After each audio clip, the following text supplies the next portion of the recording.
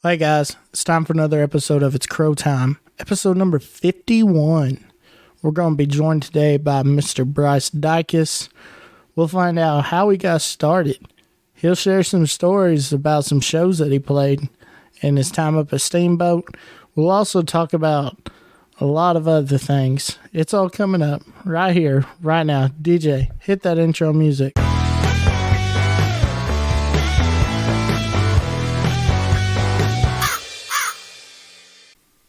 Then June 15th, 16th, and 17th in Duncan, Oklahoma, we're going to have the first annual Legacy Fest. It'll be kicked off by Corey Kent. Will be headlining that night. Cody West will also be there. Jacob Stelly, Kylie Frey, and Parker Ryan to round out Thursday. Friday will feature Holly Beth, Matt Williams, which you can catch his episode right here on It's Crow Time. No Justice, Them Dirty Roses, and rounding out with the iHeartRadio new alternative rock band winners, Giovanni and the Hired Guns. I know I said that in the last clip with Calf Ride, but let me tell you, I'm going to keep saying it because those are my boys. And Saturday, we'll start off with Travis Roberts, Chris Canterbury, Shelby Stone, Dalton Domino, that's right, Jesus and Handbags himself, Jordan Nix, Slade Coulter, Gracie York, Ryan Charles, Treaty Oak Revival, and rounding out the night's going to be Craig Campbell to round out the first ever Legacy Fest. And if you're wondering if you can get those $100 tickets, those are sold out, unfortunately. But the Red Dirt Rebel out of Lubbock has a special offer for you. If you use the code REBEL, capital R EBEL, you can save $30 on GA and VIP tickets at checkout. This is a Red Dirt Rebel exclusive discount. For more information, visit www.thereddirtrebel.com/event/legacyfest promo code inside/. So, shout out to Red Dirt Rebel for hooking you up with those those discounted tickets. I'd definitely take advantage of that, folks. All right, and then June 21st through the 24th in Fowler, Idaho, it's time for the 10th annual Highway 30 Fest. That's right, they're celebrating their 10th anniversary. 4 days, 33 bands, family-friendly music festival in the grass, under the trees. Bring your friends and help us celebrate the Highway 30 Music Fest 10-year anniversary. It's going to be a great week. Wednesday, it's going to be Holly Beth, Taylor Honeycutt, Gracie York, Ellie Mae, Kat Hasty, Tin Hill Towns, Ella, Morgan Wade, and Lainey Wilson is going to headline. You know, she's got that heart like a truck. But here we go, folks. We haven't even touched the surface. Here's the Thursday lineup. Caden Madden, Joe Stam Band, Palmer Anthony, the Lowdown Drifters, Red Clay Strays, Jackson Dean, Ella, the Steel Woods, and Shane Smith and the Saints will be headlining. So you do not want to miss that. All right, and Friday, the Weathered Souls, Eli Howard and the Greater Good, Them Dirty Roses, Jesse Dane and the Sagebrush Drifters, Muscadine Bloodline, and the iHeartRadio new alternative rock band winner, Giovanni and the Hired Guns. Told you I was going to do it. Then Ella, and then Reed Southall, and then Whiskey Myers to round out Friday. Saturday will feature Logan Jenke, George DeVore. I don't know how to say that name. Hoosier Brothers, Tanner Usrai, Dylan Wheeler, Peckus and the Rooftops, Ella, Colby Cooper, and the boy from Yellow Bush Road in Pittsburgh, Texas, Mr. Co Wetzel will be headlining.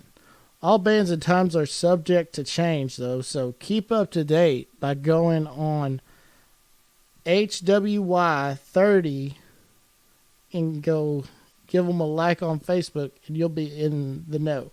You can get your tickets also at squadup.com, which there's an event for Highway 30 that will take you straight there. Once again, that is June 21st through the 24th in Filer, Idaho. So if you're listening to this and you're in the Idaho region, go check it out. Because let me tell you, we got something brewing down here in Texas, though, for us that can't go. And we'll get right to that. Now here's a word from Uncle Gordy. Hey, y'all, this is Gordy from Highway 30 Music Fest, coming to you live from Texas Motor Speedway. We're going to hold a music fest October 19th through the 22nd. You're Gordy? You're Cody Jinks. Can I come to your festival? Absolutely. Would you like to come be the headliner? October 21st? Yes, Saturday night. I'm in. You're in? Hell yeah. You know what, y'all? We got Cody Jinks. We're going to announce him as our first headliner for October's show, and I am so excited. God bless. Take care. See y'all real soon. Bye. And we now know the headliner for Thursday through Saturday. Thursday will be Dierks Bentley. Friday, it's going to be that boy from Oolagaw, Mr. Zach Bryan. Saturday, as you just heard, is Cody Jinks. But Sunday, who do you think it could be? Well, you can go on Gordy's HWY 30 Texas Edition Music Festival, and you can go comment to see who it's going to be and see if you're right. All right, folks. So you know what's happening in Pauls Valley on June 16th through the 17th? Maybe you've heard. Maybe you haven't. But it's once again time for the Okie Noodlin' Tournament and Music Festival. Friday night will feature Eli Young Band, and Cat Hasty will be kicking things off. I believe tickets are $15 to get in, so go see that. But then Saturday, hold up. I haven't even got to the best part yet. Saturday will feature Gaden Freeman and CC Rev. You know them boys from Cotton County. And headlining will be none other than, you've seen them on Yellowstone, Shane Smith and the Saints. That's right. And here's the best part. You don't have to pay a cent to see these two amazing bands. All you got to do is pay $5 for parking. $5 to see what with the bill like that, and the lineup. $5 ain't nothing. So why don't you head on over to Pauls Valley June 16th through the 17th for the Okie Noodlin' Festival and Tournament. And let me tell you, they're going to catch some big old swamp donkeys, that's for sure. All right, folks, with that being said, we'll be right back. Are you looking for something to do with old dad? Or maybe you want to do something with your buddies besides go play around the golf? Or maybe you just want to take the old father-in-law out. Why don't you go see Deep Down Outfitters right here in the Falls? They're based out of North Texas and southern Oklahoma. They run dove, duck, and geese. And also, they hunt the legendary sandhill crane, which, let me tell you folks, if you have not heard about the sandhill crane, it is the ribeye in the sky. They also do fully equipped thermal hog hunts. So, if you want to go out there at night and shoot some big old hogs, definitely need to give these boys a call, because they'll bring home the bacon for sure. They offer lodging, so you don't have to worry about getting a hotel or that expense. And it's really just a fun family environment. So why don't you go see my buddies at Deep Down Outfitters and tell them I sent you.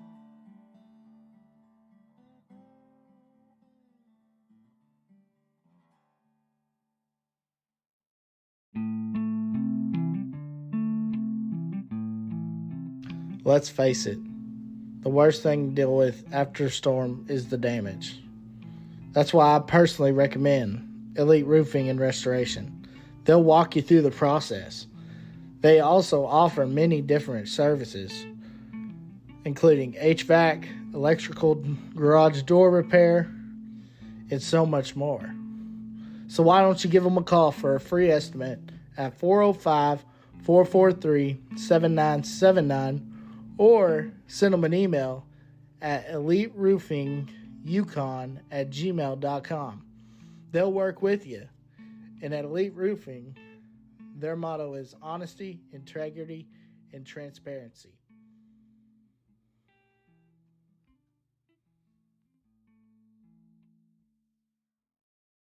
You're on here and you're trying to find that perfect sandblaster. You don't know who to call. Why don't you call my buddy Reed Latham with Reed's Abrasive Blasting? They'll come out to where you are. Yes, that's right. You don't have to go anywhere. They will find you and they will come out there. They handle auto, industrial, and residential products. So why don't you give them a call at 940-867-3701. You can also shoot them a text at that same number, or you can send them an email at reedsabrasiveblasting@gmail.com. And while you're at it, give them a like on Facebook at Reed's Abrasive Blasting. All right, I want to welcome my special guest, Mr. Bryce. Is it Dicus or Dicus? It's Dicus. Dicus. Okay, I didn't want to say Dicus. What's up, man? Well, how you doing? It's been pronounced a million damn different ways over the years, so oh well. My wife, she's getting a little taste of it now, and it pisses her off. And I just think it's funny now how much it pisses her off. Yeah. What's up, man? How you doing? Doing all right. Got kids down a little early tonight, and so finally getting relaxed a little bit. That's good, man. So, we're just going to get into it. So, how did you get into this whole singing career? You cut out there. What was that? How'd you get into this singing career? Man, so I've been in love with music my whole life, singing along to the radio, and I started playing guitar about 12. My grandpa bought me a guitar, and I was playing at church, but I was never going to sing. There's no way I was getting up in front of anybody to sing, so I played guitar in the church band and did like church camps and stuff, and then ended up going to college on a wrestling scholarship.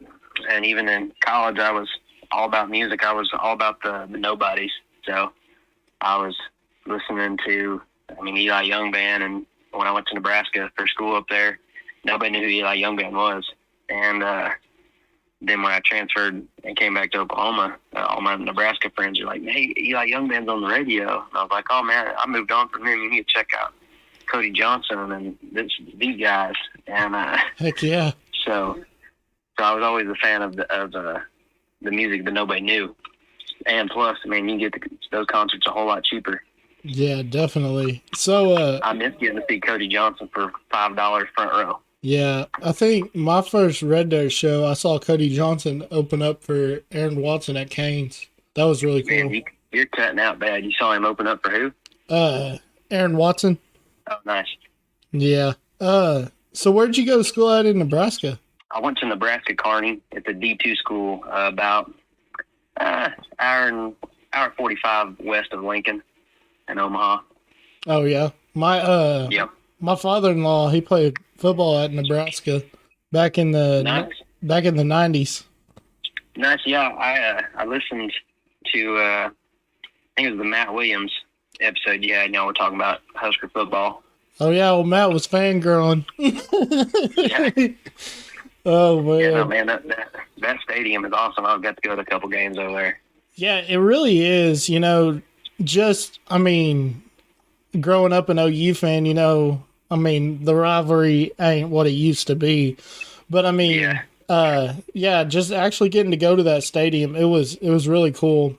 And definitely, if you haven't went yet that are listening, definitely go up to Lincoln and catch a game because it is amazing. Yeah, no, Lincoln's a fun town. All those college towns, if you go to a football game, going out and seeing whatever their script is always fun. Yeah, I like course, they live in what is it, Plattsmouth, like right in between Lincoln and Omaha, kind of. What's it called? Plattsmouth. It's over there by like Papillion and Bellevue. Gotcha. I've heard of Bellevue. I don't know if I've heard of that Plattsmouth. Yeah. I was thinking you said you were talking about North Platte. I was like, man, that's a little further west. Yeah. That's west of Kearney. Well, now they used to when he was working at when he started working at Union Pacific. I believe they lived in North Platte, and then they moved to Plattsmouth, closer to Omaha. Gotcha. Yeah, because his my wife's stepmom's from Grand Island. Okay. Yeah. Yeah, good old Nebraska. Gotta love the Runza, and of course now it's Pizza Ranch up there. That's really good. Yeah, I mean, I tried Rundas a few times, and they weren't amazing like everybody always said they were. I did like the Culver's though, because they didn't have Brahms in Nebraska, so I had to settle for Culver's. Yeah. Yeah, and then they had Jimmy John's up there, and I'd never heard of Jimmy John's before, which it's in Oklahoma now, but up there they delivered till it was like 2 or 3 a.m., so you'd have a Jimmy John's driver show up to a party, and then everybody'd see him, and then he'd be back 20 minutes later with like 10 sandwiches. Where'd you go to high school at? I went to Catoosa. It's a little outside of Tulsa, which it's pretty much Tulsa now. Tulsa's torn everything down in that town and built the Hard Rock Casino and all kinds of stuff there.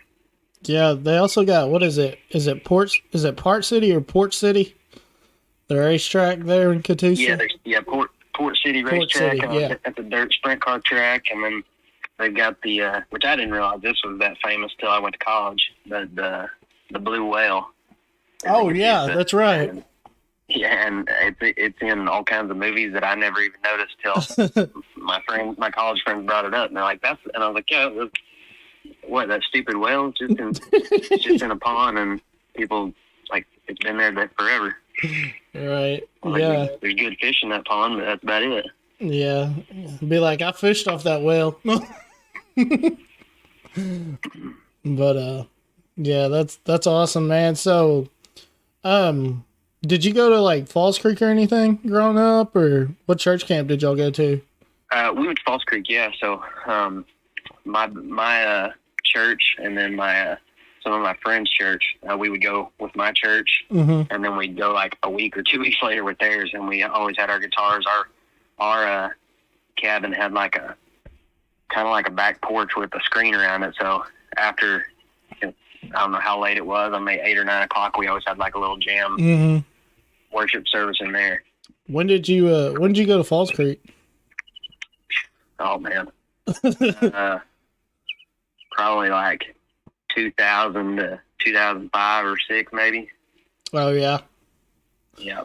Yeah. So you never got to see the new tabernacle yet, have you? No, it was still outdoors. You guys got it lucky. Now I heard about all that stuff, but you had to go down to do your slushy dates and call home on the payphone because we didn't have cell phones. And then you had your favorite thing was your little water fan because it was so hot in that tabernacle outdoors. Yeah, and you couldn't wear shorts too, which was crazy. Yeah. Yeah, my dad, I grew up a preacher's kid. My dad was a pastor at a little town called Indiahoma for 12 years.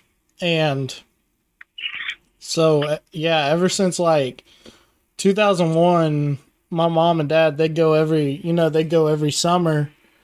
And we never got to go, me and my brother, when we were kids, but once we got old enough to be campers, we got to go, and it's awesome, dude. I love it. Yeah, no, it was definitely fun. Yeah. Talking about the old icy dates, getting on trying not to be on the wall of desperation. Oh, man. So you were there when it was still like at the amphitheater and everything?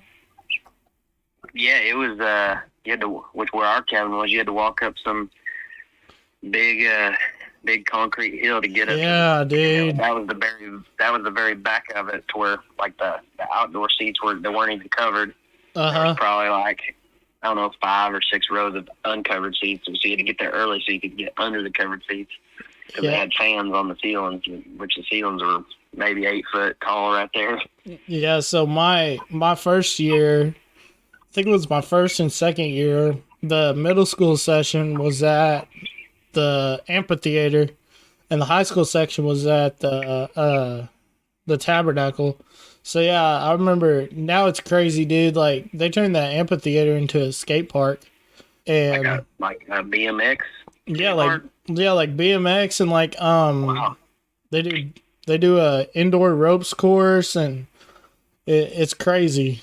It don't need to be indoor. We were fine with it being Exactly. These kids don't know the struggle. Like, you remember going down to the rec fields and sweating all that time playing volleyball and basketball and everything. Now they got softball was our game. That was what we were there to win, softball. Yeah, softball was fun. My mom told me they don't do it anymore. Because I guess like some churches wanted to do kickball or something, and they didn't have enough for a team at all. I was like, man, that stinks, because our church would be pretty dang good at softball. Yeah, no, I don't even know if my church had any other teams. There was only softball, all we did. Did you go to First Baptist? Yeah, I went to First Baptist Rolling Hills, which that church is in Catoosa. It's no longer there. And then we would go with our friend's church, which was First Baptist Lynn Lane. So my grandparents, they go to First Baptist Faxon, and back in 2013, 2014, they took that church in Catoosa, if it's the same one, and that was like their mission church, and they had a revival in Faxon under a tent, and they invited the pastor and like several church members from Catoosa. Well, there is a First Baptist Catoosa, which is I had some friends that went to that church too, and then there was mine, which was Rolling Hills. Huh. So, I went to, actually, now come to think of it, I think I went to Falls Creek with First Baptist Catoosa once too.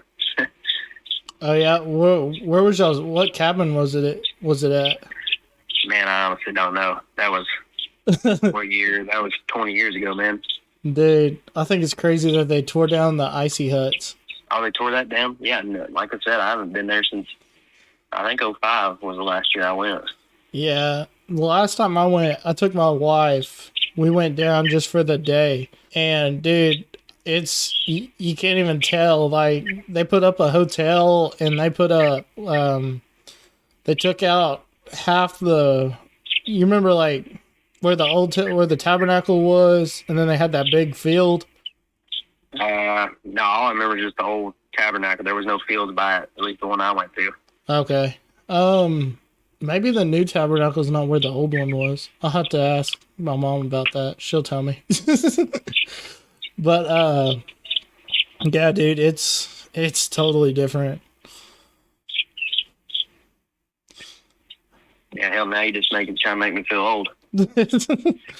What year did you graduate? I graduated in 2007. Oh, that's not too old. But, yeah, no, we kind of started with churches, or church camps, and then when I got out of college, I was coaching high school wrestling, and I would go teach and coach all day, and then at night I'd go bartend. Oh, yeah. In Tulsa, and there's all these bands coming in, and I played guitar, so I'd get up and goof off with them and jam, and then I started meeting all these guys, and which one of them, it was Justin Tipton, and they were playing with Mike Barham downtown, and they came in to get a beer, and they're like, hey, what are you doing this weekend? I was like, I'm going downtown for the St. Patty's Day, because James Lann is coming, and he was one of my favorite artists, and they're like, oh, well, we're playing downtown for that party. We're playing with some guy from Texas. And I was like, you're playing with, so I threw his music on, and they're like, man, he's good. And I was like, well, I'll be your roadie. And so I went, and it was strategy. I wore a Cody Johnson shirt. So this is like 2010, I think. Uh-huh. I wore a Cody Johnson T-shirt, and the first thing James said to me, he's like, "Nice shirt." And then we started talking music, and then every time he came back to Tulsa, he came and played Cain's, came out and hung out with us, and then we started having those jams, and a guy named Miles Williams asked he's like, "Play a song." I play one, and then he's like, "Well, sing one." I was like, "I'm not singing." And he's like, "I know you know at least one song. Quit being a pussy and do it." So, anybody that knows him was like, "Yeah, you're not gonna be the guy that calls me that." So I did a old '90s Red Akins song, and he was like, "That was pretty good." And in my head, I'm like, "Actually, that wasn't that bad." And so the next night, he's like, "What are you doing tomorrow night?" Went out with him, got up, and sang the same song. And then the next night, Mike Barham was playing, and I showed up at his gig, and he got me up to play guitar. And then he would always joke, "So you gonna sing one?" And I'd say no. And so this time I said, "Yeah." Sang the same song, and he was shocked. And then the very next night, I went out to their Lee show and sang the same song at that. And then the very next week, I was opening for all those guys, opening for Mike Barham, Don Collins, Wade Quinton, all these guys from around the Tulsa area that I had already known just from bartending. That's awesome, man. Yeah, that's really cool. Where'd you bartend at? It was a place called the Hall of Fame. The Hall of Fame. Which was right over by the where the Hard Rock is. Oh yeah, that's pretty cool. So, by then, were you like hooked, and you're like, I think this is what I want to do? Well, I mean, I never even thought that was a possibility. Mm-hmm. It was all about wrestling. I was planning on being a wrestling coach and doing that, and so I think it was that very next week I was running wrestling camp, and I had one of my kids that played guitar. He was actually walking by my office, I think a year before that, with a guitar, and I was like, "Hey, let me see that." And he's like, "What, you play?" And I was like, "Just let me see it." And I played it and kind of did a little solo, and I was like, "Bring that to practice tomorrow." And so he brought it, and we sat in my office for like 2 or 3 hours after practice one day playing. And so we'd jam every now and then. And I was like, "Hey, come in here." And I handed him my phone of this video, and I was like, "This is what I did last night." And it was a video of me singing. He was like, "You got up on stage and did that?" He was like, "It actually sounds pretty good." So I kind of got hooked from playing those shows. And then I was like, man, if I'm going to do these shows, I was always about who wrote the song. I'd open an album, and I'd go find my favorite writers, and that was usually the songs I liked the most on the album anyways. And so I was like, if I'm going to do this, I want to write my own stuff, and kind of took off from there. That's awesome. So where'd you coach wrestling at? I coached at Ulaga for a few years, and then coached at Owasso for 2 years. Ulaga. Place is on the map now. Do what? I said that place is on the map now. Yeah, a little bit. A little bit, you know. There's a guy named Dwayne Bryan, his son, you know, might know him, Zach. I never heard of him. Oh, that's funny. Yeah, no, it's crazy where he's at. If you'd asked me when he was in high school, I never thought he'd be doing what he's doing. Now, did he wrestle on your team? Yeah, he wrestled for me, I think for 3 years. And then Graham Bright, his guitar player, wrestled for me I think I came in Graham's sophomore year, I think. But Graham was one of my favorite kids. He was my throwing dummy. I don't know what it was about him. Anytime he touched me, I could launch him. That's awesome, dude. That's really cool. Graham was the one that I said he walked by my office one day with his guitar, and I was like, "Let me see that." Oh yeah, that's awesome, dude. Crazy, huh? Yep. Oh man. So, were you like, okay, I think I'm done coaching, and I think I want to do this now? No, well, I went to when I went to Owasso, just kind of was getting burnt out on kind of the politics of everything, and so I was like, well, I'd already had some songs on the charts, and had just played Cain's Ballroom with Aaron Watson that year, sold out show, and we were getting a lot of traction. So I was like, man, I might as well try it while I can, and I can always come back and coach. Yeah. So I tried it and seen what was going to happen. So you're a wrestling coach by day and a singer at night. Yep, and which my wife and I just moved we moved to Fort Gibson a little over a year ago, and I knew coaches around here, so I've been working out with high school kids here and coaching Little League wrestling now. That's awesome, dude. So, and my kid, this little freshman kid lives next door to me. He was walking with a fiddle, and I was like, what is that? And I was like, and I told him I play, and he's like, what? And I was like, come in here. And I showed him my studio and that we had in the house and all my guitars. And then we did a barbecue festival here in Fort Gibson, and I played, and I had him come play with me. So that's awesome. Yeah, Fort Gibson, dude. The old Tigers. They're, yep. I remember, I think it was in 2010, I think, when they beat, because, growing up, we grew up around Cash and all that, and I was showing at OYE, and my mom and brother went over to the big house and watched Cash and Fort Gibson in the finals. And when Fort Gibson beat them, that was awesome. Was that football? Basketball, girls basketball. Gotcha. Yeah, because it was always Cash and Vanita. And then Fort Gibson, yeah, that year they shocked everybody in 4A. But yeah. Yeah, sometimes it's better to be the underdog than the number one seed. Definitely. What size was Catoosa? Were they 5A or? For football, I think they were 4 or 5A.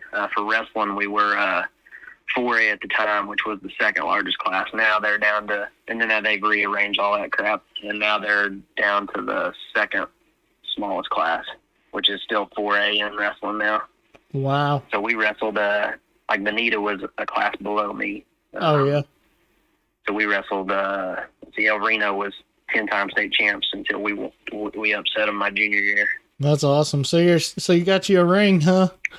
Yep, I got a ring in high school and college. We were national champs in Nebraska, so that was pretty cool. That's awesome. And it's ridiculous the talent that was on that Nebraska team. Oh, yeah. The heavyweight Tervel DeLognes, he was a couple-time national champ. He's an Olympic gold medalist now. The Ellenbergers, those guys fought in the UFC. Kamarudin Usman, he's in the UFC. A bunch of guys went on to coach, and there's some guys doing like the minor league fighting. So it's crazy all the guys, what some of those guys went on to do. That's crazy, dude. You never thought, and you never think about that, do you? Like, it's crazy. Mm-hmm. Yeah, definitely. So, when did you, when did you get your band together and everything?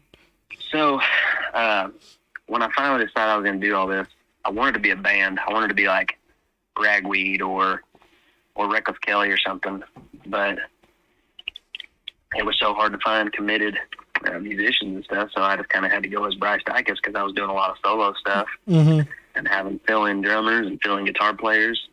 And then I finally got a bass player committed, which is my buddy Brooks Dowler. And then we ended up getting a fiddle player, which was a kid out of Arkansas, Marcus Garut. And then J.P. Hubbard plays the lead for me, and him we write quite a bit. And then, I mean, the joke was I was like, I didn't want to be we kept having to use my name, but I didn't want to be the Bryce Dicus band. And so we didn't want to be the hired guns because everybody's the hired guns. Mm-hmm. So I think it was our buddy J.W. Bates and then Brooks kind of come up with the Mercenaries kind of being a cooler name for hired guns. And then we added Jason Dobbs as our full-time drummer. And that was, I think all of us all came together full around early 2015, late 2014. And we stayed together and then we added Will Davis. Jason had to leave for a little bit, so Will came and played drums, and then when Jason came back, we moved over to guitar. And so we were all together for pretty much up until COVID. That's awesome. So when COVID hit, did y'all like, of course, I mean, couldn't really, do anything during COVID, but is that when y'all took like a little hiatus, or? Well, my wife was pregnant with my second son, so we knew I was going to be taking a break around March anyways. And we had just got back from Steamboat Music Fest. And that was a crazy run. We went. It was my band with Zach Wenzel came with us. We played Tulsa on Friday night. Played Laramie, Wyoming on Saturday night. Had some bus issues. The sound guy from Laramie, Wyoming drove us 4 hours to Steamboat. Wow. Drove our trailer there while the bus sat in the shop. We played Steamboat 4 nights. Then on Friday, we checked out of our rooms. I got a ride back to Laramie. I drove the bus back to Steamboat to get the guys. We played a show in downtown Steamboat.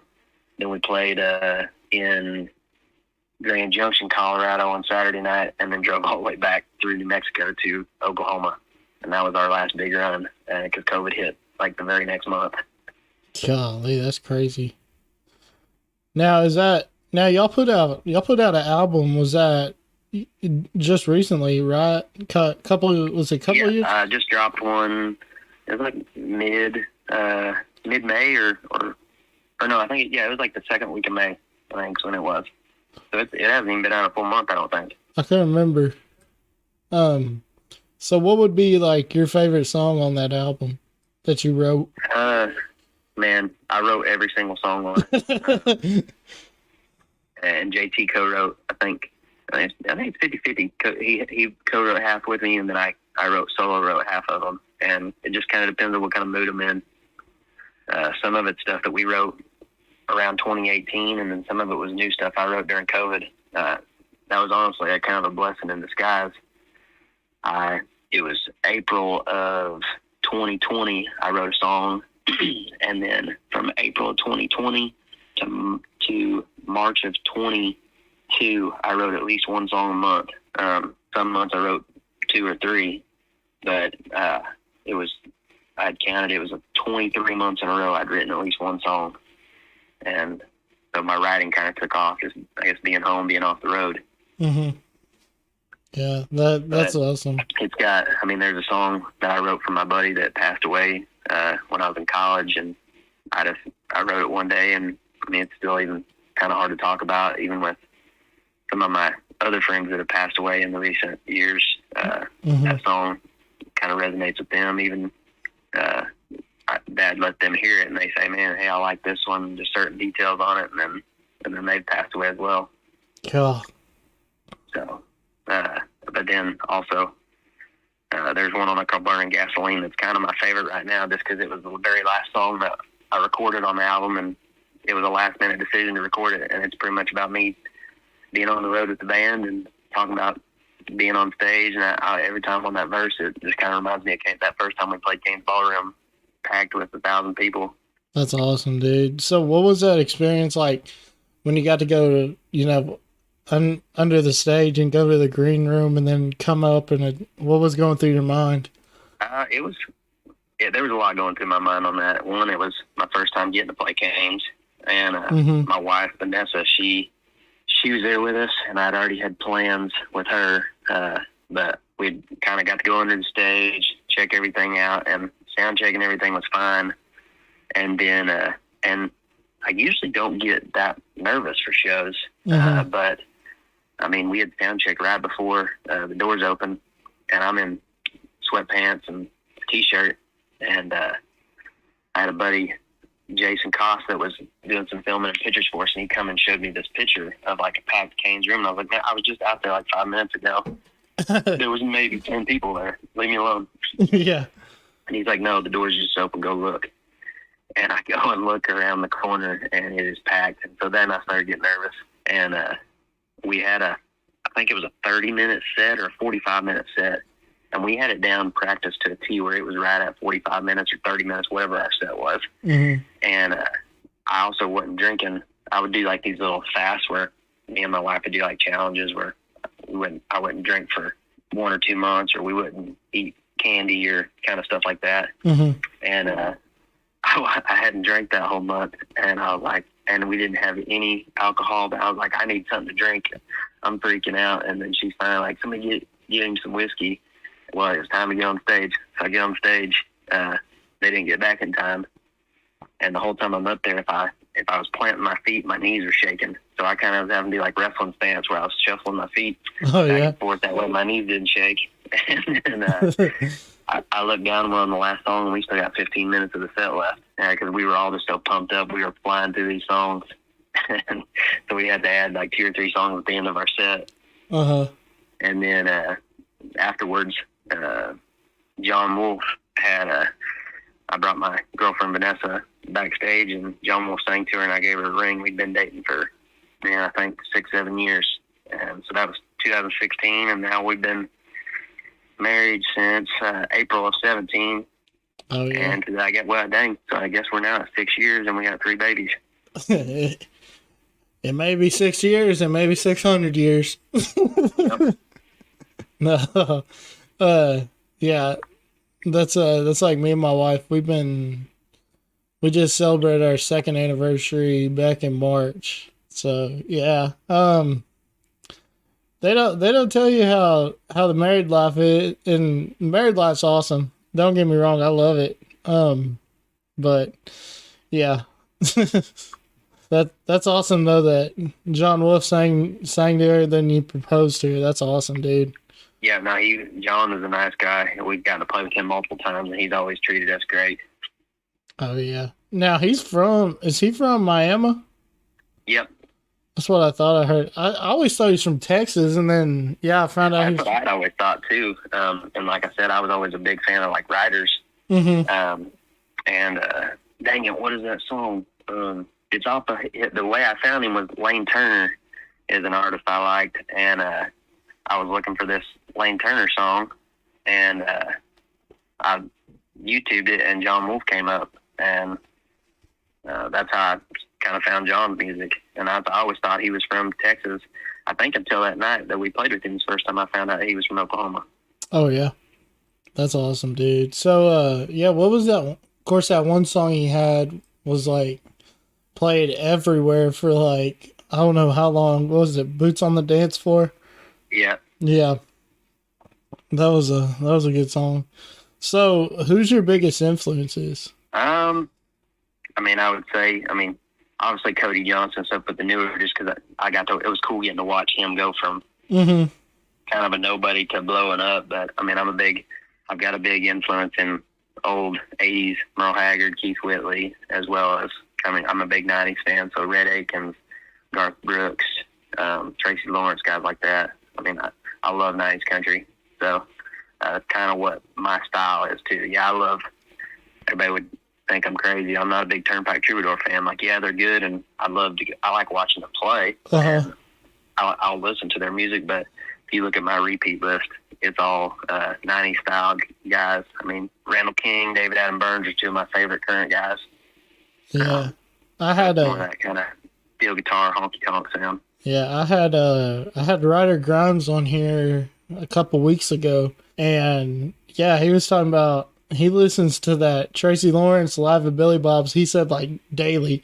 He said, "I've got it right here, ready to go after we get done." Yeah, no, I actually I've only got to listen to a couple songs on that so far. I've been a little busy. I still try to throw my release radar in every week, but I haven't got to sit and listen to that whole Tracy Lawrence album yet. Yeah, and it's crazy, like, people, when you say, when you're like, I haven't got to listen to that whole album, like, it's like, yeah, I went through the album, but I didn't, this is what I think of, because this is personally what I do, like, when I sit down and listen to an album, listen to every song, and just hear the lyrics and the message and everything, and, oh, man, it's just, when you're passionate about music like me and you are, dude, it's just like, it's awesome. Yeah. Oh, and now I finally found that one I was talking about is called His New Baby. It was off of his album in 2013. But that's how I found John Wolfe, was because that was a Lane Turner song. Oh, yeah. That's awesome. And then you got to open for him. Yep. That's cool. Yeah, we played with him in Tulsa, Stillwater, McKinney, Texas, Oklahoma City, multiple places. Yeah, I've seen the city is really getting back into they've opened up a bunch of new venues. which Yeah, I've been seeing that. I haven't been out there in a while to play, but I've been seeing a bunch of new venues I hadn't heard of before with some good shows too. yeah, Tower Theater was a big one. We used to play out there a lot. Or well, once we started kind of opening for guys, we played at a place called, it was Moonshiners, and then it turned into Stony Ruse. We played there quite a bit. oh yeah, that's awesome. I remember when Stoney had that venue. It was only for like a little bit, wasn't it? Well, it was for, I think we only played it as Moonshiners for about a year, and then we played it as Stonies for, I think, maybe 2. I remember it wasn't. I remember when it was there. It just like it wasn't real long. I can't remember, but yeah, that was. I remember that place. But Which when I was in college, it was called Rock Bar. It was not a country bar. Oh yeah. But Wormy Dog was where I was always hanging out in college when I transferred from Nebraska to Oklahoma City. So where'd you go to school at in the city at? Oklahoma City University. I wrestled there. That's where I finished wrestling at. So I had an old baseball coach, and he actually went there on a basketball scholarship. His name was Matt Wolf, and he's now he's playing with the Savannah Bananas. Oh, nice. Yeah, it's crazy. But yeah, when you said OCU, and then I've had several friends that went and played softball, won national championships in softball and basketball at that school. Go Stars. Yep, that's where I wrestled there, and then my wife ran track and cross country there. That's where we met. Oh yeah. So where's your wife originally from? Well, she was an Air Force brat, so Oh yeah. I think she lived in Michigan, Germany, all kinds of places, and then they moved to Norman. Yeah, I think she was in 8th grade or something like that, 6th grade. Oh yeah. Did she go to North or She went to Norman High. Norman High? Okay. Yep. Yeah. The other school, the better school. Oh man. They got an original mascot over there. Yeah. Most original mascot you got. Yeah. Oklahoma's #1 mascot, Tigers. Exactly. That's what I was yapping to her I was like, man, every school is named Tigers. Yeah, for real. What was Catoosa's mascot? We were the Indians. Y'all are the Indians, see, we were the Warriors. Yeah. So yeah. It's either, I looked it up, it was either Tigers, of course, or Indians or something. Of course you get the weird ones like, I think it's Kellyville, they got the zebras. And Claremore's the zebras. I'm not sure what Kellyville is. Claremore, yeah, that's right. I forgot what Kellyville is. Owasso, they're the Rams, right? Yep. Yeah. Was that school was it as big as it is now when you were there? Oh yeah, it's huge. It was. I mean, I got mistaken almost on a weekly basis for being a student, and it's just huge. Yeah, that's like I was subbing, and like even at Uaga, I knew all the kids on all the other sports teams, and I didn't know if they weren't a wrestler. I didn't know them at Owasso. Oh yeah.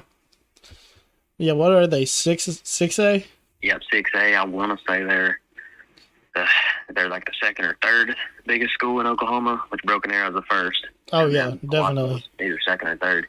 Yeah, and they're like Division 1 or Division 2. I can't remember. Yeah, I don't know. They changed all that after I was done coaching when they did that D1, D2 stuff. Yeah, they did that when was that? Back in 2015, I think.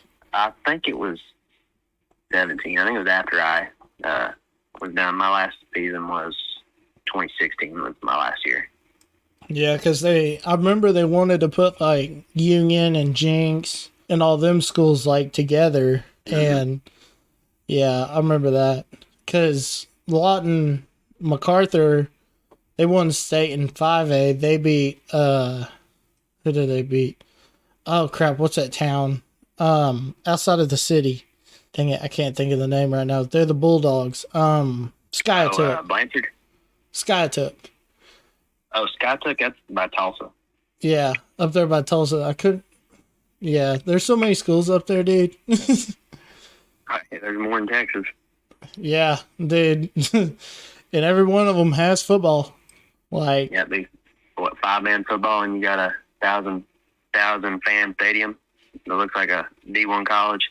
Dude, it's crazy. So I went and did a 4A game on the radio for a school here in Wichita Falls, and they played Anna over there by like Sherman and everything. We pull up to the stadium, and dude, it was like it was. I had to get an elevator to get up to the press box, and the press box is like professional. Like, dude, it is crazy. And let me tell you, these like when they say Texas football is different than anywhere else, they ain't lying. It's crazy. Especially even like there's a kid from a 4A school here in Wichita, and he's going to USC. Dang. Yeah, as a running back. But yeah, it's crazy. Of course, they're gonna close both schools. And they're building 2 new schools, and I guess they're going to try to compete in 5A and 6A with like Duncanville and South Lake Carroll and Highland Park, which they can't. Just gonna be honest. I've heard of Highland Park. I wrestled some guys from there in high school. Oh yeah, yeah. And then of course you got like, there's powerhouses all over the place, but yeah, it's definitely different here than back home. Oh man. So what would be a line in a song? Think about any song. What's a line that you wish you would have wrote? There's too many to even count. I'm gonna go with one. There's a bottle on the table here to overcome the fears. There's a pistol in my bedroom drawer. Man, I can't even think of the rest of that line. There's a pistol in my bedroom drawer that'll take me far from here tonight. Have you heard that one? Think I have. I have to think. It's an old one, but it's an old deep cut. Let me phrase this. Now it's an uncut song.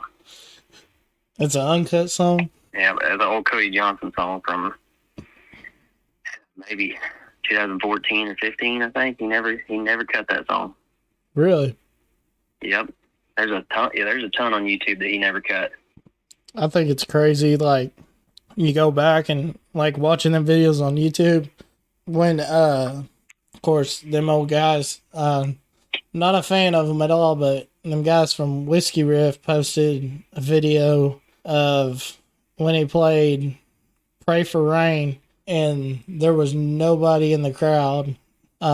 He just played acoustic. Back when he was first starting, yeah. Oh, did it look like it was like in a hotel bar? I think so, yeah. Yeah, I think I've seen that video. Yeah. You know, literally my favorite concert I've ever been to was Cody Johnson opened up for Kyle Park at Wormy Dog. And there was maybe half capacity, so like we were front row. You could go get a beer, go to the bathroom, come back, and you're still front row. That's awesome. And Cody Johnson sang a Kyle Park song in the middle of the set, and I'm pretty sure I'm the only one. I was definitely the only one in my group that knew it. I think I was the only one in the whole place that was like, "Hey, this is Kyle Park." And then Kyle Park came out, and in the middle of his set, he did a Cody Johnson song. Really? And so I was freaking out. And then at the end, Jody Bartula, Cody's fiddle player, Cody and Kyle Park sat on bar stools and sang for another hour doing Chris Ledoux and Garth Brooks and Merle Haggard covers, just old school 80s, 90s covers, and that is still my favorite concert. I've been looking at the play with Cody a couple times, but when I played with Kyle, I brought those shows up, and he was like, tell him about how fun that run was with him. Is he a real nice guy, Kyle Park?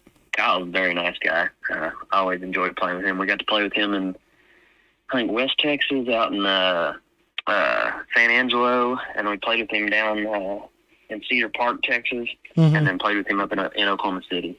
Oh yeah, that's awesome, man. Yeah, I can't remember. I think there was some on Twitter, and it was like Casey Donahue tweeted, I guess him and Kyle Park were going at it, and he tweeted out, he said, "Kyle Park sounds like a place that I wouldn't send my kids," or something. I was like, oh dang. I didn't hear about any of that, which I don't get on Twitter. I suck at Twitter.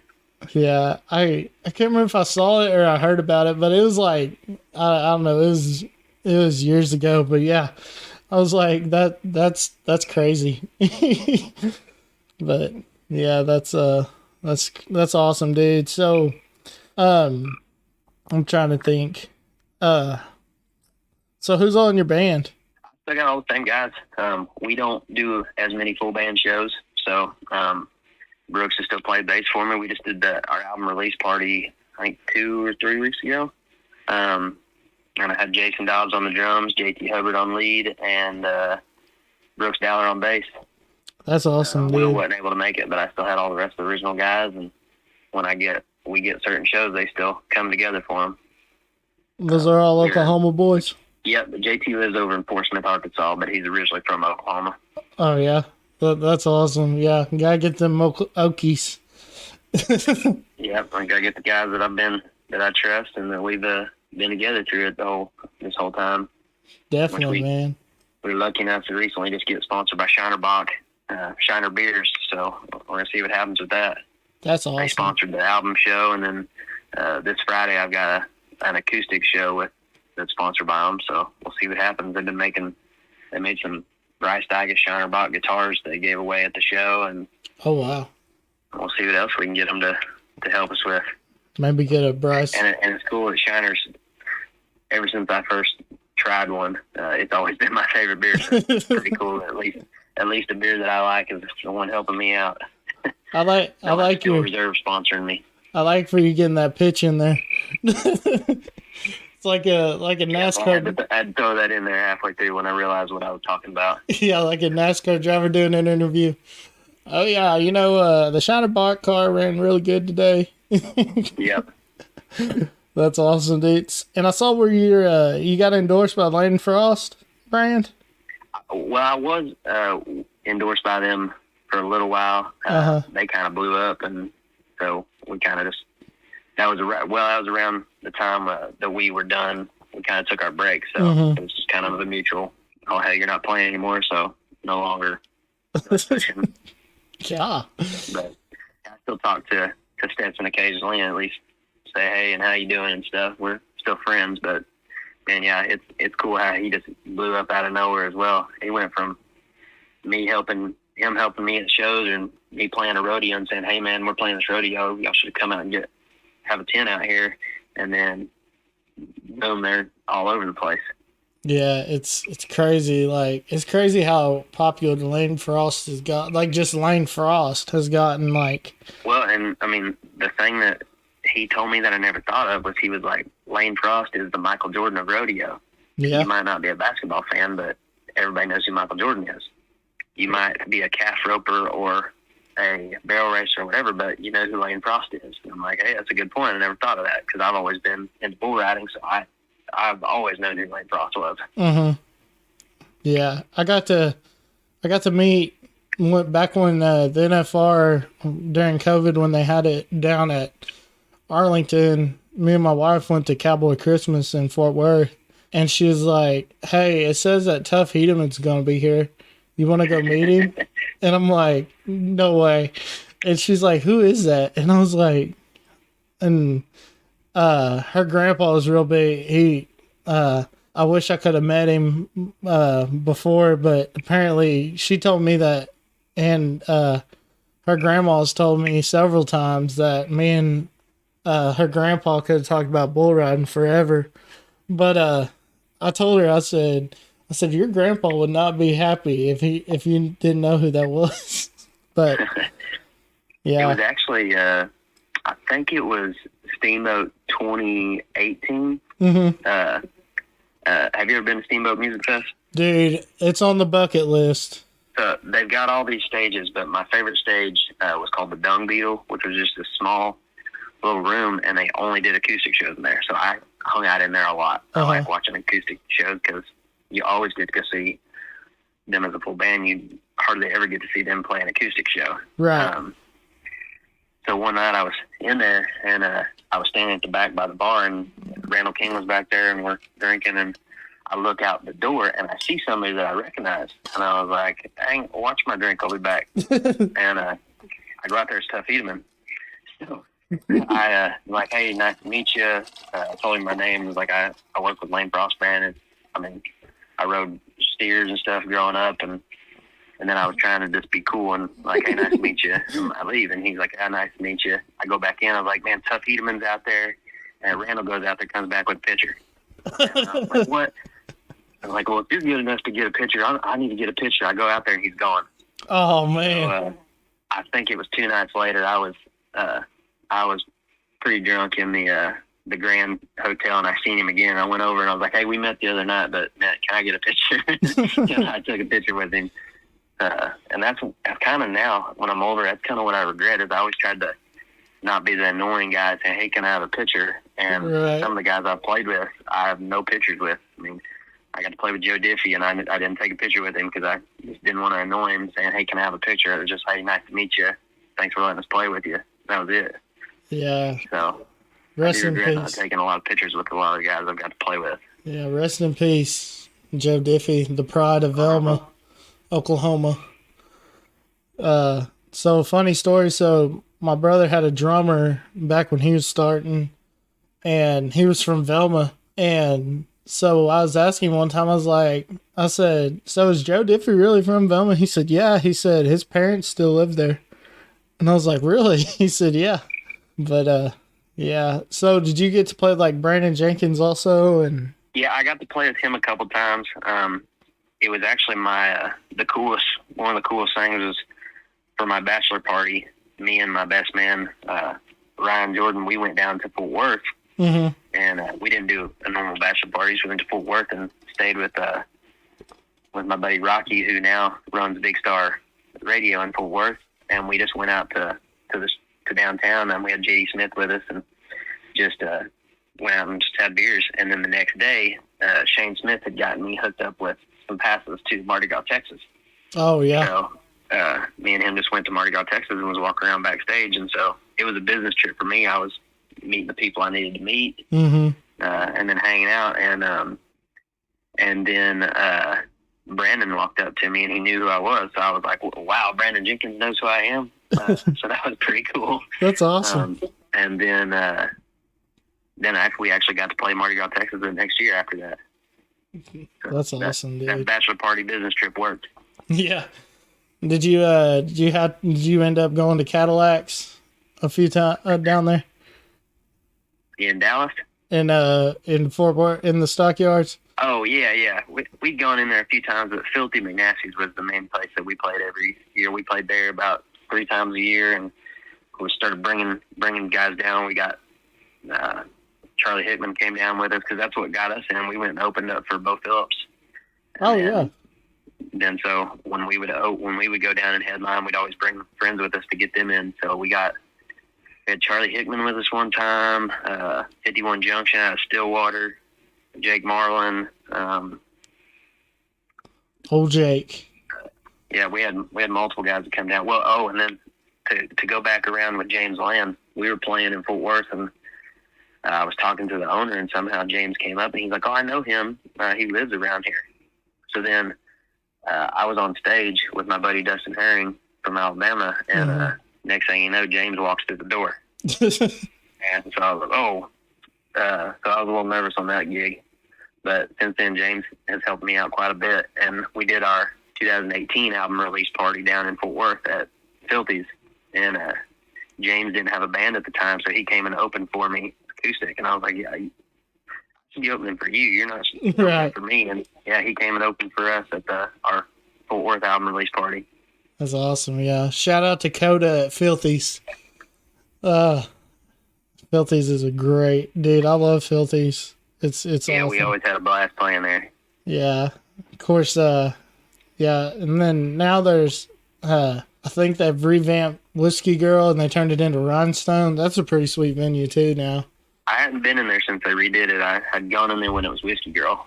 Yeah, it's dude, it's starting to really take off. Been in there several times. I haven't been played the Strip since before COVID.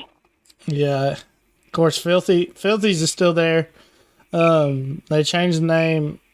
They changed it the Thirsty Armadillo, and I can't remember if they still do live music there or not. I don't think they do. Oh, I haven't heard that they changed that. Yeah, but don't quote me on it. But yeah, so did y'all play like in Broken Bow and all that too down in Southeast? No, Broken Bow never was a thing until I hadn't even heard of Broken Bow in Ho Chi Town until maybe about 2 years ago maybe. Yeah. But we never went down there. We got down to went to West Texas quite a bit, so we never got to Lubbock, but we did San Angelo. We did Cheatham Street down in San Marcos.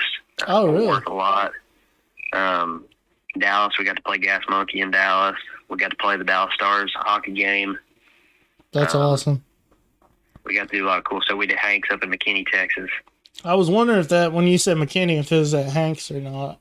Yeah, no, Hanks was cool because anytime we came down towards Fort Worth or anywhere, that was usually on our route, so we'd at least stop in and have a beer and say hi to everybody, and we ended up getting I played their acoustic with for their acoustic nights on a Wednesday a couple times, and then we ended up getting to play down there 2 or 3 times. We got to play with John Wolfe twice, and who did we get? I think we played with Randall another time down there. Yeah, Randall's such a nice guy. I got to meet him when they came through here. Back at the old, when we had Jordan Craft barbecue out here. Cody Hibbard, that's another boy from up by Tulsa. Yep, I've been hearing about him too. I've never met him. Dude, he's such a nice guy. If you saw him, you wouldn't think that he's a country singer. Oh yeah, I've seen his picture. Yeah, he's such a nice guy, and his band's cool and stuff. And actually, his bass player is, I think it's Joey from that plays bass for Cody Johnson. I think it's his nephew, if I remember right. Oh really, Joey Krusky's nephew? Yeah. Okay, that's cool. Yeah. Yeah, it's crazy seeing them guys just blow up, and yeah, they're. But yeah, Randall, so I was there because I used to help load in and stuff, and so they'd feed like the band and everything, and they'd feed us, the barbecue place would, and I was looking for somewhere to sit, and Randall looked at me, he said, you can sit here if you want, man. So like I was sitting right next to him, and yeah, he was a real nice guy. Also Shane Smith and the Saints, Shane Smith is real nice guy too. I heard you were talking about him earlier. Yeah, no, Shane has helped me out a lot. We played Mercury Lounge with him in Tulsa, and then after that he just started. He'd see me at Steamboat, and I think it was the first year he helped me get on doing some of the whiskey stages on the small acoustic. And I remember I was at the Dung Deal one night, and there was always parties afterwards. And he calls me. He's like, "Hey man, you need to come to this party." And I was like, "Well, man, it's like 10 o'clock. I'll be there. The parties don't start till the shows don't end till 11, and the parties don't start till after." He's like, "No, this is the Texas Red Dirt Road party. You need to come to this," which is not a thing anymore. We won't even talk about why that's not a thing anymore. Yeah. But I was like, I'm on my way. I'll be there. So me and my buddy Shane Milford are headed over there to that party, and I still remember this. We're walking, and that road is so icy. And I learned the first year I ain't wearing cowboy boots. I'd always wear work boots. So this guy's like, "Hey man, watch your step, it's slick." And I'm like, "All right, thanks." Next thing you know, I'm like 5 foot in the air, and I landed on my head. Yeah.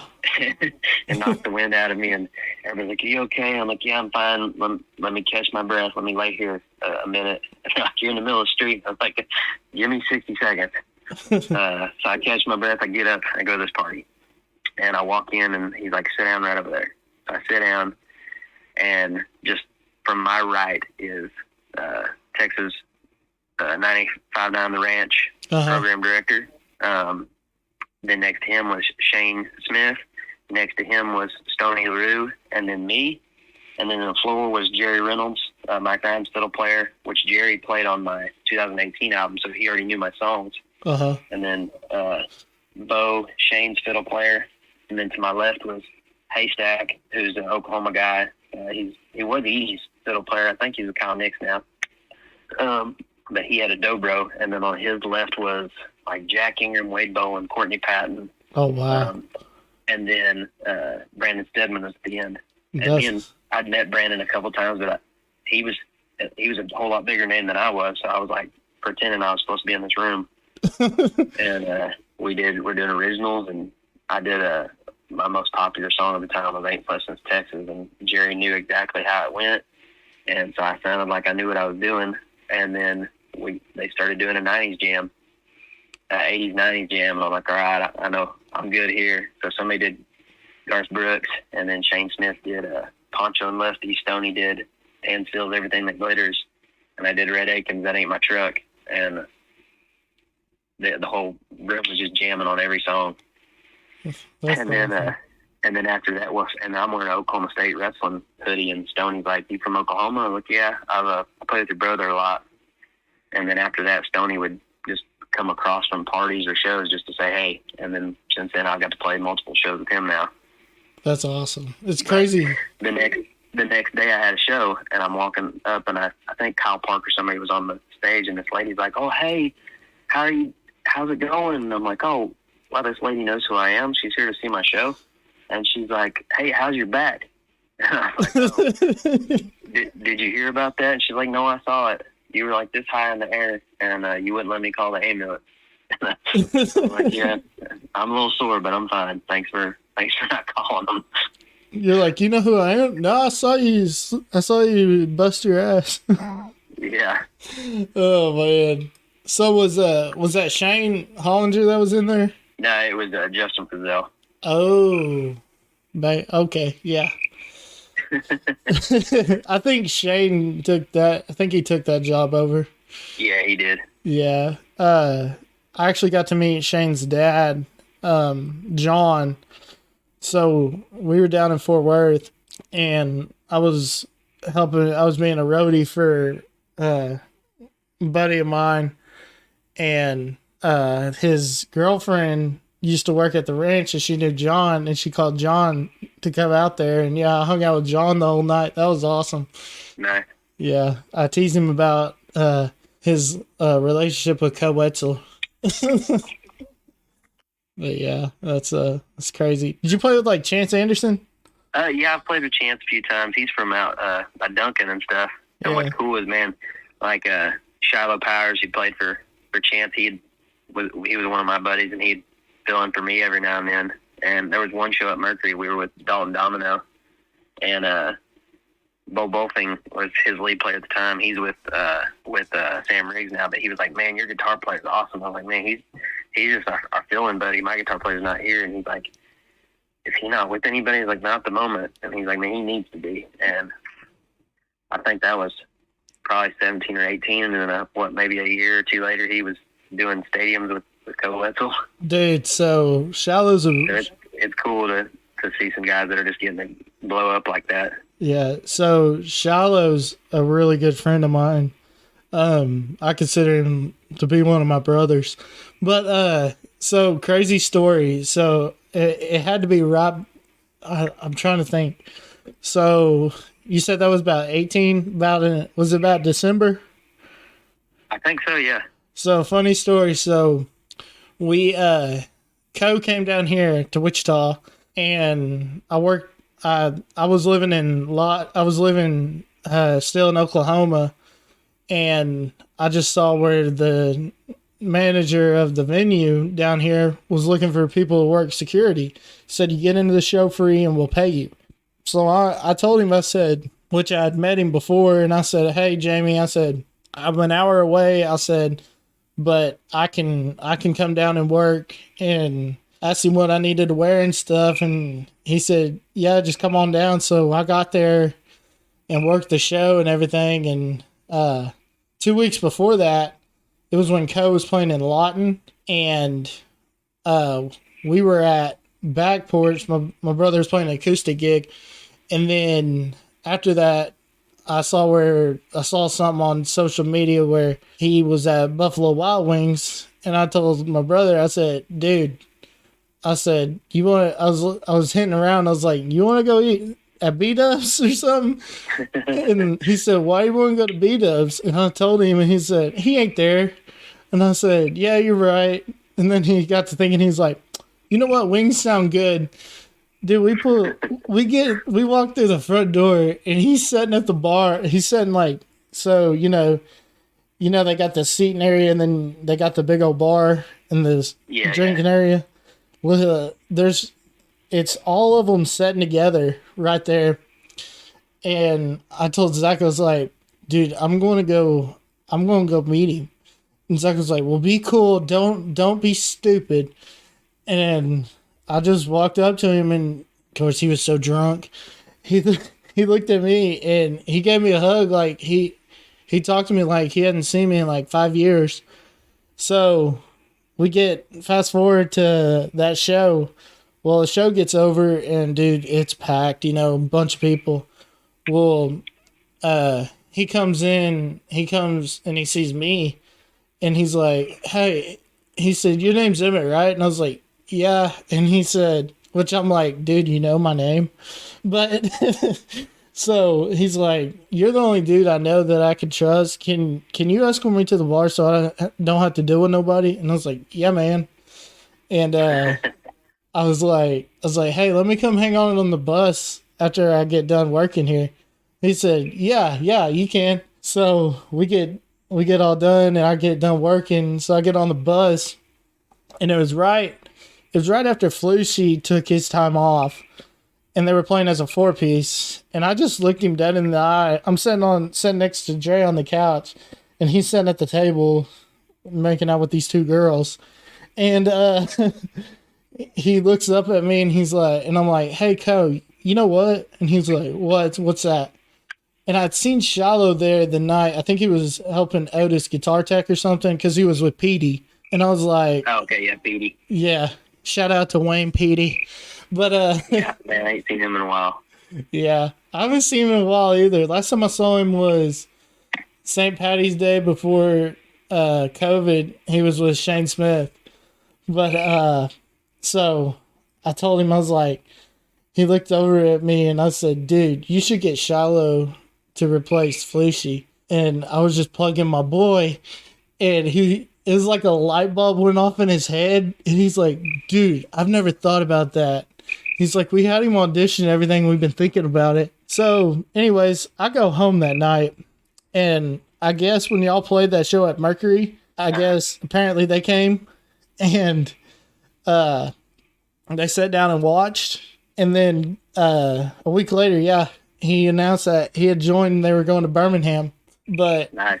That's just a crazy. I don't know if that was our show at Mercury, because I think it was a little further back when he played at Mercury with us before he joined Co. Maybe it was I Chance. could be wrong, but I think it was both. I think it might have been Chance, because they were on their way, because they played in OKC and then they went to Kansas. They were on their way to Manhattan at the Hat, and I think Chance was playing, and that's when they came and talked to him. Yeah, he's probably with Chance. Yeah, but when you said that, I was like, dude, if that's the show, then that is crazy. But yeah. Well, so if we're on topic of Co, one of the deals, it was, so my first year we went to Steamboat. My wife and I skied, and I picked it up real quick and was going on all these stuff. So then the next year, then the first year I actually got to play shows, like, I'm going to try to snowboard. Oh, yeah. So she's skiing, and then I wasn't on the bunny slope, but whatever the next one up was. And I was like, I'm going to get the hang of this, and I'll come to the top of the mountain and meet all you guys. And so it was me and Co, and which Colton, his old tour manager. Oh, yeah. Who I had known, and I hadn't talked to him in a long, long time. But it was all of us trying to figure out how to snowboard, and it was pretty much, all right, your turn, go 20 feet, fall down. All right, next person's turn, and because it was just wearing us out. And then I look, and I was like, man, I've got an hour and a half, 2 hours before my first ever show at Steamboat. I've got the hang of this, and we're just going to go down like the flat blue slopes. I can make it down the mountain in time. So I go up and meet my wife and everybody else, and my legs were so tired just from I'm like curling your toes up, and I look and I have 30 minutes before my show starts. We're not even halfway down the mountain. So my buddy Ryan is on skis, and I'm like, man, please let me have your skis. I got to make this show. I'll pay you back. Just take my board. So I talked him into it, and I haul ass down to the bottom. I make it to the show. And the crazy thing is, at that show, I played with this kid from Texas, which is Win Williams. And he was nobody then, and me and him exchanged numbers and was going to do some writing, and then now he's blown up as well. Yeah. Well, my friends never showed up at my show. And so we get back to the room, like, man, where's their bet? And they're like, Ryan is pissed at you. You might want to leave him alone. Well, he couldn't snowboard either, so he was cussing me, throwing the board. And then he said, call the ski patrol. And he sat down, and they're like, what? And he's like, call the ski patrol. He faked that he hurt his ankle so the ski patrol would take him to the Oh, man. and, which I guess he got me back because I slipped and busted my ass a couple nights later.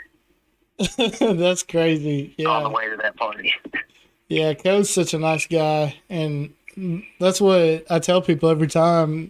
They're like, "Oh, I bet he's a big douche," and I'm like, "No, he's really a nice guy, and his family's even nicer." Got to meet them when they played down at the food truck festival down in Graham when he opened up for Randy Rogers back in 19. Old Shiloh hooked us up with on the guest list, so we got to hang out and stuff. My wife got to meet everybody in the band except Co, but yeah. The one person she wanted to meet? Well, she was more ready. She likes Co, but she was excited about Randy Rogers. She was a big Randy Rogers fan. Yeah, so it worked out because I told Shiloh, I was like, dude, I said, so I told him, I said, Katie's a big Randy Rogers fan. I said, and this was back, before they, are what they are now.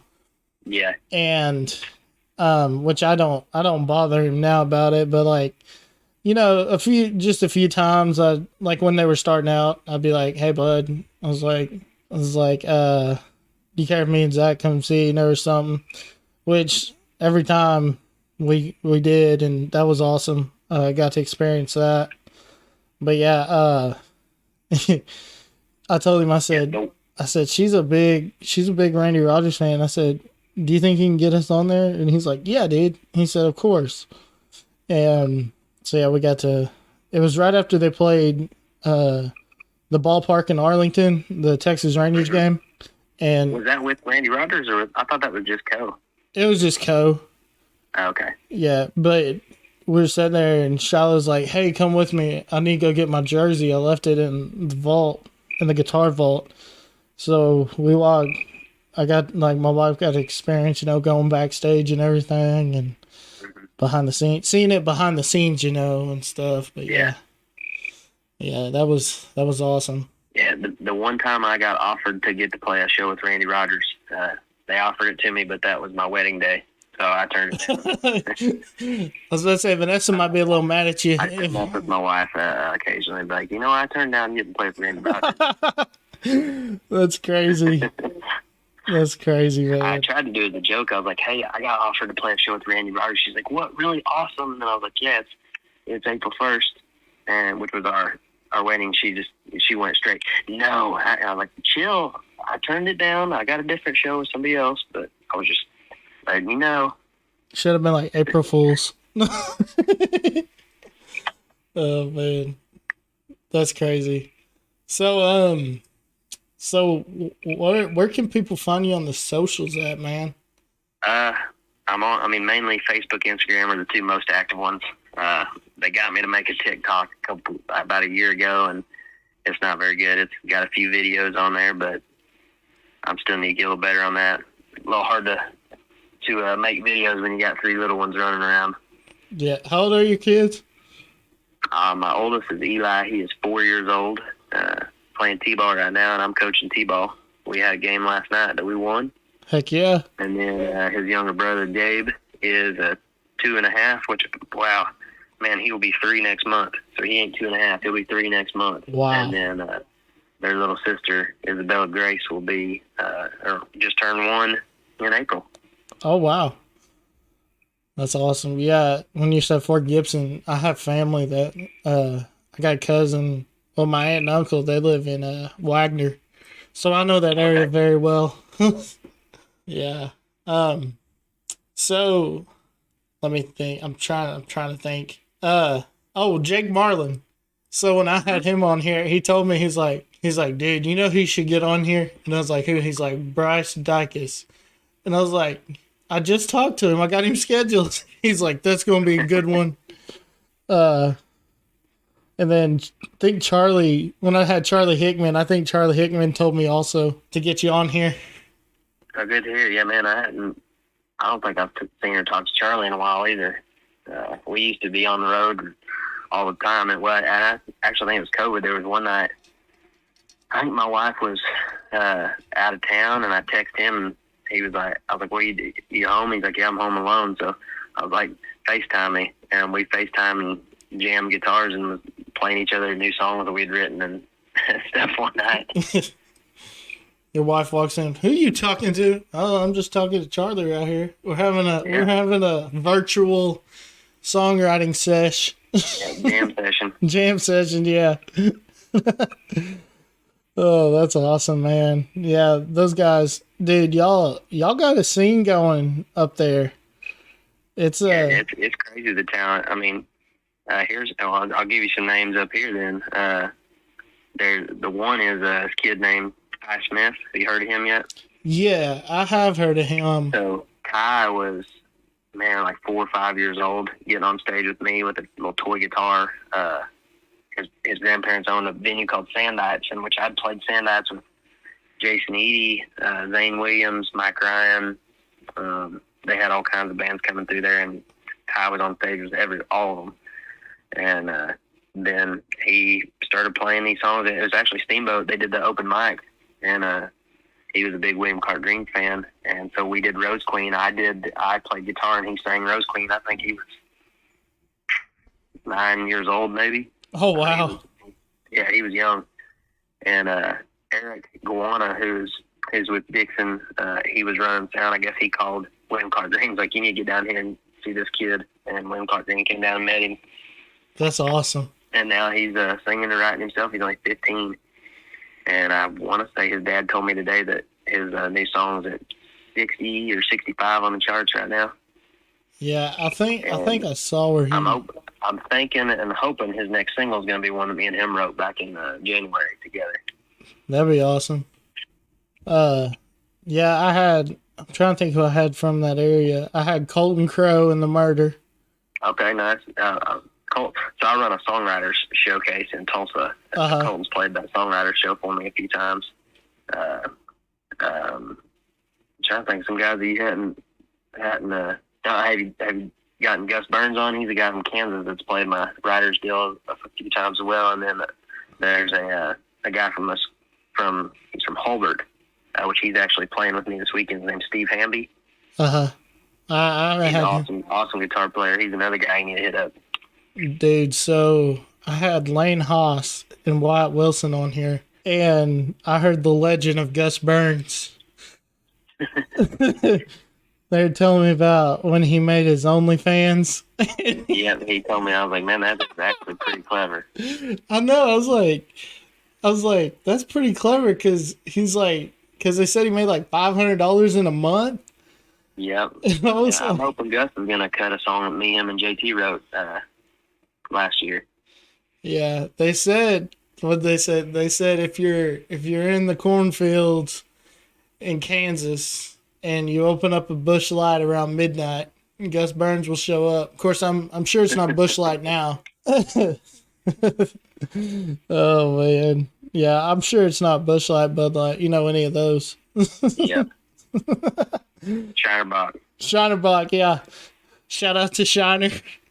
Oh man, dude. So one time we were in Gainesville, and there used to be a venue there called Whiskey River. And yeah, I remember hearing about that. I heard it was they did some double booking and stuff. So I never played there. Yeah. It was a kind of it used to be a big venue called Shooters, And then when Whiskey River came in, Actually, you know what was the stage like a brick wall, but it had Texas flag painted on it? I have to go back and look. Because man, I played one show in Gainesville, and it was like 2014 or 15, but it wasn't a big place. I think that Whiskey River was a big place, isn't it? Not really. Yeah, kind of. They had like, I mean, it was kind of weird. This place I'm talking about was about maybe just barely bigger than Guitars over in Lawton. Oh, wow. And it was a cool place, and I just remember they had a big, which, hell, of course, it's a Texas venue, but had a big Texas flag painted on the back wall of the stage. Now, there was a place in Munster called Docks, and they had a stage kind of like that, if I remember right. It was a little bitty room like that, little stage. But, yeah. Yeah, I think Whiskey River got, because, of course, the first time was underage drinking, and then something about they were selling drugs out the back or something, but yeah. But anyways, so we're like, dude, we're trashed. And there was a bartender there that my brother's guitar player was kind of flirting with, and they had a little thing going. Well, she was like, y'all can come stay out at the house. The family she was living with, they were out of town and everything, and it was okay and everything. So we go out to this place called The Island. I had never been out, dude. It was just like this little community, and like there was nothing, like no cops or nothing. Like it was just weird. But there was a guy there named Shiner Steve, and we went into his house. I don't know why, but this dude had every Shinerbach product on his walls, all around his what is it, the doorways and stuff, up on like trim on the doorway. Yeah, trim on the doorway. You know how like in the olden days where people would put up stuff like there, Mm-hmm. I mean, he had everything, and he's like, yeah, he said that's all I drink is Shiner. And yeah, you go into his because I drank like I don't know how many Shiners that there, but yeah, it was definitely an experience. But yeah, I went dove hunting with this dude that we had met at the show, and I guess he got mad because he liked that bartender, but she was flirting with my brother's guitar player at the time. Dude, we were like, I think me and the drummer were the oldest, and we were like 20, 21, 20, and we were all like, young, and yeah, they wouldn't ID us, so yeah, that's why they got shut down, was underage drinking at that venue. But yeah, Shiner Steve, I'll never forget that. But yeah, so shout out to Shiner Bach. Have they invited you down to Shiner yet? They talked about it, and there's some stuff we got planned in the future, and which I'm like, well, I'll believe it when I see it. And when they showed up, they did some big stuff at the album release, so. Yeah, that's good. So how'd you get hooked up with them guys? How'd you get hooked up with them guys? So I think he's the regional director or something. I'm not 100% sure what his job title is, but he's one of the big wigs in the Oklahoma, Kansas, and Missouri area, I think. Called me one day. He had he'd heard Ain't Slept Since Texas, and then he, I guess, had used to be with Bud Light, and he had talked to Brad Hargrove, who I'd wrote that song with, who had worked at Bud Light at the time with him. Well, he was with Shinerbach, I don't know how, the past year or so, and they were wanting to get some Oklahoma artists, and so he called me, and they're starting with me. That's awesome. So right now it's Randy Rogers and Wade Bowen down in Texas, and I'm in Oklahoma right now. Oh, wow. So I guess we're trying to build some music with Shinerbach here in Oklahoma. That's good. That's good. Get that Bud Light out of there. Oh, man. That's crazy. Well, man, where can people find your music at? It's on all streaming platforms, iTunes, Spotify, I mean, your two main ones. I mean, I'm ready to start recording again. I've got enough for another 2 albums ready to go. So that's kind of what I fell in love with, is the recording and the process of being in the studio. So as soon as I got enough to make another album, I'm ready to make another one. So did you record that album at your studio? No, so I recorded it in Nashville with Dave Smith. Oh, okay. Who he is Music City Records or Music City Recording.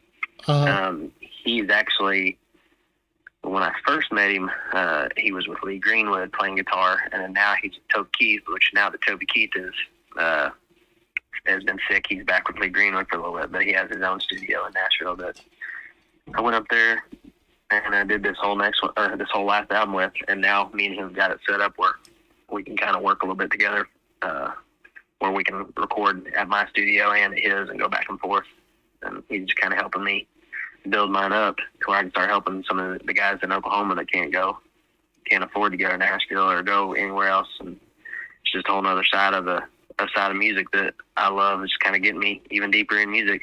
I'll always be a music fan, and it helps me do it when I can't be on the road. That's awesome. Yeah, I didn't know Toby Keith had a venue down in Moore. I didn't know he had a little venue down there. Looks like a gas. What's the name? I forgot the name of it. Oh yeah, that's in Norman. It's called dang it. Yeah, now that you're talking about it, I can't think of the name. I know I know the venue you're talking about, though. It's in Norman. Looks like a little gas station. Mm-hmm. Yeah. What is that place called? I forgot. I can't think of it. Yeah. I'll know it as soon as we get off the phone. Yeah, that's usually how it goes, huh? Oh, man. Well, have you been asked to play at Hard Rock yet? Like at Trick 5 or Track 5? Is it Track 5? Not that new venue. I've played it when Toby Keith had his venue in Hard Rock. I played there, and I played some private gigs and stuff there, but I haven't done the Track 5. Kind of the casino deal is you got to play a 3-hour cover show, so I kind of get away from those. Yeah.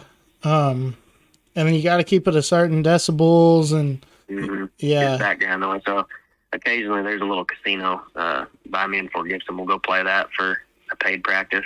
Heck yeah.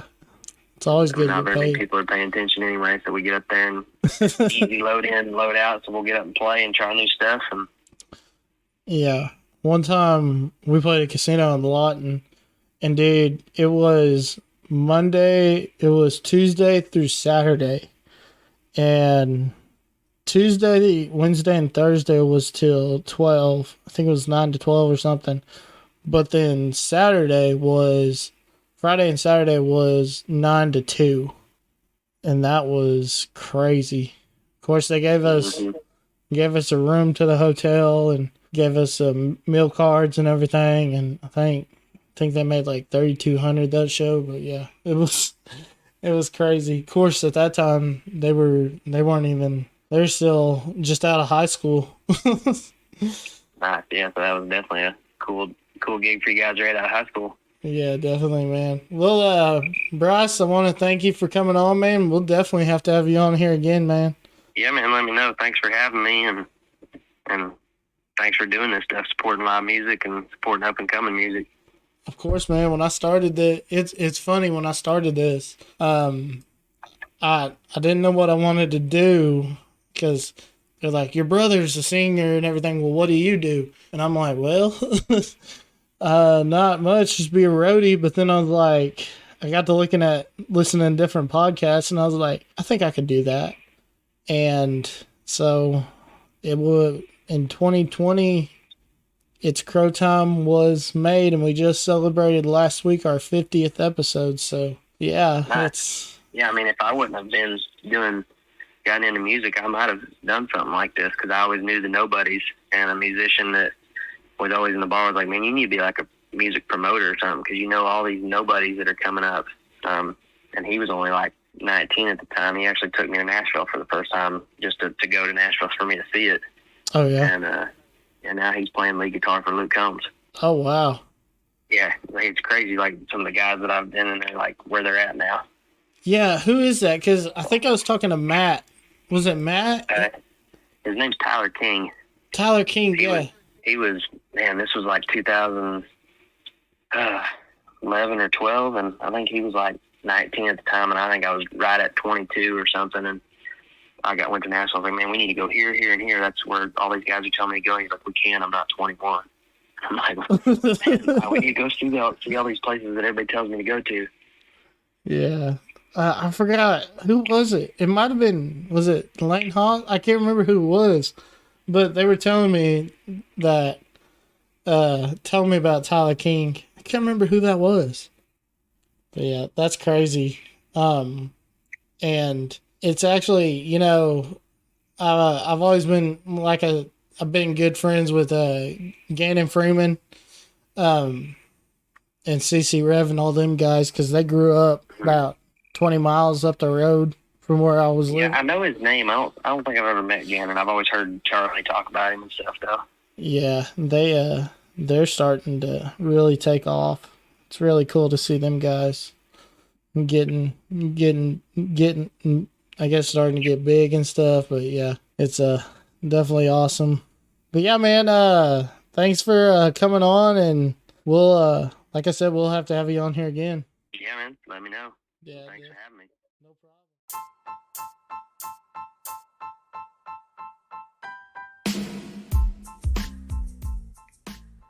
Have you heard of the new company right here in Wichita Falls called What's Up 940?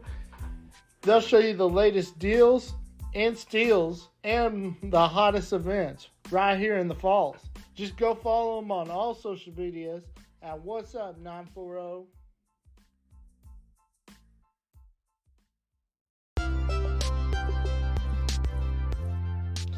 Do you have yard work that needs to be done, but just don't have time to do it?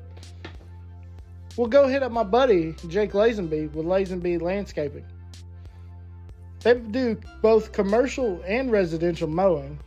They also will get rid of them pesky trees that are in your way. They'll dispose any waste that needs to be taken out. And they'll have your flower bed looking the best in the neighborhood. So why don't you give them a call at 405-614-9674 for a free estimate, and also ask them about their senior citizen discount. Also, go give them a like on Facebook at Lazenby Landscaping and tell them I sent you. Well, folks, that's going to do it for this episode of It's Crow Time. I want to thank my special guest, Mr. Bryce Dicus, for coming on today. Make sure you go check out his latest album, Anywhere But Tulsa, on Spotify, Apple, you name it, it's probably on there. And go give him a follow on all social medias and like that Facebook page. And while you're at it, go like our Facebook page and give us a follow on Instagram, and go subscribe to our YouTube channel and all that good stuff. And as always, we want to thank our supporters. Without y'all, we could not do this. Lazenby Landscaping out of Stillwater, Oklahoma. Your Stitch Fix Company out of Walters, Oklahoma. Death Before Pop Country. What's Up 940 right here in the Falls. Dig Down Outfitters right here in the Falls. War Bonnet Records right here in the Falls. Spur One Management. Elite Roofing and Restoration out of Yukon, Oklahoma. Reed's Abrasive Blasting. And Texas Heritage Clothing. Without y'all, we could not make this possible. So thank y'all again. And until we meet here again, folks, we'll see you right here at the same time on It's Crow Time. Good night, everybody.